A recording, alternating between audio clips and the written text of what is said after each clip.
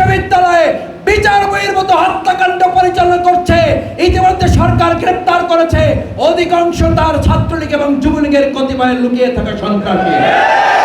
90% মুসলমানের এই দেশে অবশ্যই শিক্ষা কমিটিতে একজন কওমি এবং একজন আলিয়ার সম্মানিত ইসলামী চিন্তাবিদকে অবিলম্বে সম্পৃক্ত করতে হবে। আমাদের যে সমস্ত শহীদ পরিবার, আহত এবং পঙ্গু পরিবার যারা আজকে দেশ এবং নতুন স্বাধীনতা আমাদেরকে উপহার দিয়েছেন, আমরা প্রথমেই আল্লাহ তাআলার কাছে তৌফিক কামনা করি আল্লাহ তাআলা আহত পঙ্গু আমাদের এই সমস্ত ভাইদেরকে সুস্থ অবস্থায় আমাদের কাছে যেন আল্লাহ তাআলা ফিরিয়ে দেন।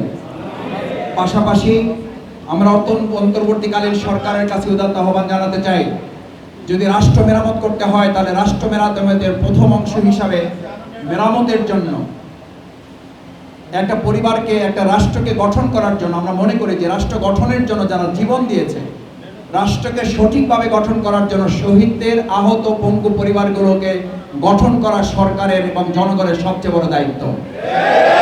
শহীদ পরিবার এবং আহত পঙ্গু পরিবারগুলোকে গঠন না করে, মেরামত না করে, তাদেরকে সঠিকভাবে দাঁড় না করে একটা রাষ্ট্রকে দাঁড় করানো যায় না।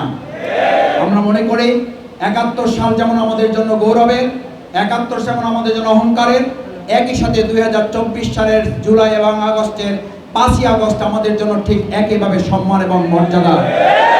সেই জন্য সরকার, আমরা আশা করি কম সময়ের মধ্যে আমাদের এই বীর মুক্তিযোদ্ধা শহীদদের তালিকা সম্পন্ন করবে। একই সাথে আহত এবং পঙ্গু যারা, তাদেরকে স্বাধীনতা যোদ্ধা হিসাবে তাদেরকে সম্মান এবং মর্যাদায় ভূষিত করবে। আমরা বাংলাদেশ জামাত ইসলামী শুধু একটা সংগঠন হিসাবে তাদের কাছে আজকে পাশে এসে দাঁড়াচ্ছি আমাদের নিজেদের আত্মতৃপ্তির জন্য। তাদের পাশে দাঁড়াবার সুযোগ পাওয়াটা আমাদের গর্বের। আমরা সেই জন্য তাদের আজকে কিছু আর্থিক অনুদান দিচ্ছি, এটাই একান্ত শেষ কথা নয়। আমরা আশা করব অন্তর্বর্তীকালীন সরকার দেশ মেরামতের অংশ হিসাবে আমাদের এই শহীদ পরিবারের প্রত্যেকটি পরিবারের কোনো সদস্যকে বাংলাদেশের কোনো একটি গুরুত্বপূর্ণ অংশে তাদেরকে আত্মকর্মসংস্থানের ব্যবস্থা করে দিয়ে পরিবারগুলোকে সম্মানজনকভাবে দাঁড়াবার ব্যবস্থা তারা করে দেবেন। তৃতীয় কথা হচ্ছে, সম্মানিত ভাই এবং বন্ধুগণ, আমাদের ভাইয়েরা চোখ হারিয়েছেন, তাদের কাছে জানতে চাওয়া হয়েছে আপনার চোখ হারিয়েছেন, আপনার অনুভূতি কি? তার বক্তব্য ছিল আমরা চোখ হারিয়েছি, আমাদের চোখের জ্যোতি চলে গেছে।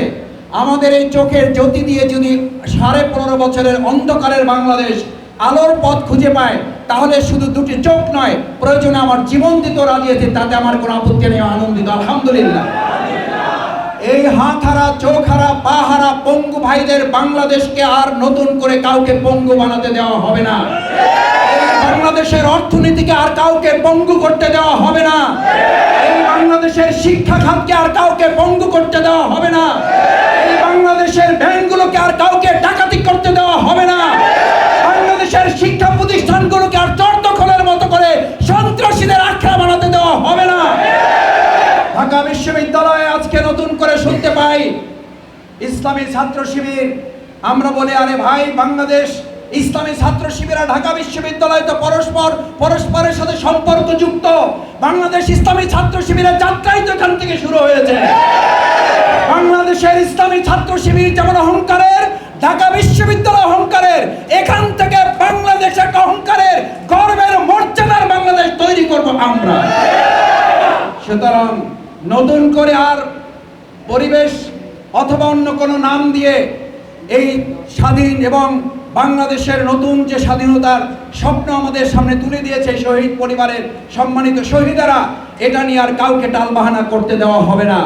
আমরা এখনো লক্ষ্য করছি শিক্ষা খাতে সংস্কারের নামে যাদেরকে সম্পৃক্ত করা হয়েছে আমরা ধন্যবাদ জানাই, কিন্তু একই সাথে আমরা বিস্ময় প্রকাশ করছি বিগত 15.5 বছরের সরকার যেখানে আমাদের শিক্ষা ব্যবস্থাকে পরিপূর্ণভাবে ইসলাম বিদ্বেষী করে গড়ে তুলেছে, সেখানে শিক্ষা কমিটিতে 2 জন আলেম সম্পৃক্ত না করাটা এটা অত্যন্ত আশ্চর্যের ব্যাপার।